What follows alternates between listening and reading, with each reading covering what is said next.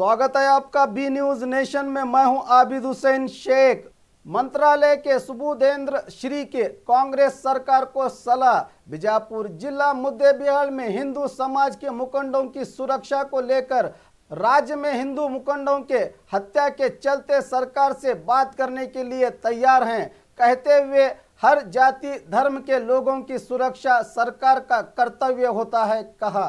ಮೂಲರಾಮದೇವರ ಧನುರ್ಮಾಸದ ಪೂಜೆ ಮತ್ತು ಎಲ್ಲ ಭಕ್ತರಿಗೆ ಪ್ರಸಾದ ವಿತರಣೆ ಪ್ರವಚನ ಮೊದಲಾದ ಕಾರ್ಯಕ್ರಮಗಳು ನಡೆಯಲಿದೆ। ಎಲ್ಲರ ಸದ್ಭಕ್ತರು ಕೂಡ ಗುರುರಾಜರ ಅನುಗ್ರಹಕ್ಕೆ ಪಾತ್ರರಾಗಬೇಕು।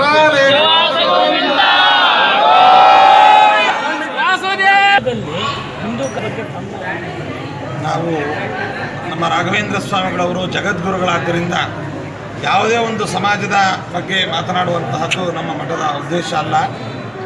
ದೇಶದಲ್ಲಿ ರಾಜ್ಯದಲ್ಲಿ ಎಲ್ಲ ಜನಾಂಗದವರು ಕೂಡ ಸುಖದಿಂದ ಶಾಂತಿಯಿಂದ ಸೌಹಾರ್ದದಿಂದ ಬಾಳಬೇಕು ಅನ್ನುವಂಥದ್ದು ನಮ್ಮ ಮೂಲ ಮಂತ್ರ।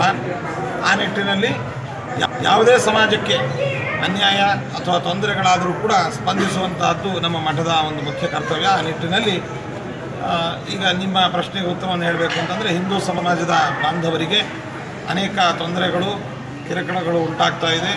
ಈ ಬಗ್ಗೆ ರಾಜ್ಯ ಸರ್ಕಾರ ಸರಿಯಾದ ಒಂದು ಜವಾಬ್ದಾರಿಯನ್ನು ವಹಿಸಿಲ್ಲ ಅಂತ ನಾವು ಪ್ರವಾಸದಲ್ಲಿದ್ದರಿಂದ ಹೆಚ್ಚಿನ ಮಾಹಿತಿ ನಮಗಿಲ್ಲ।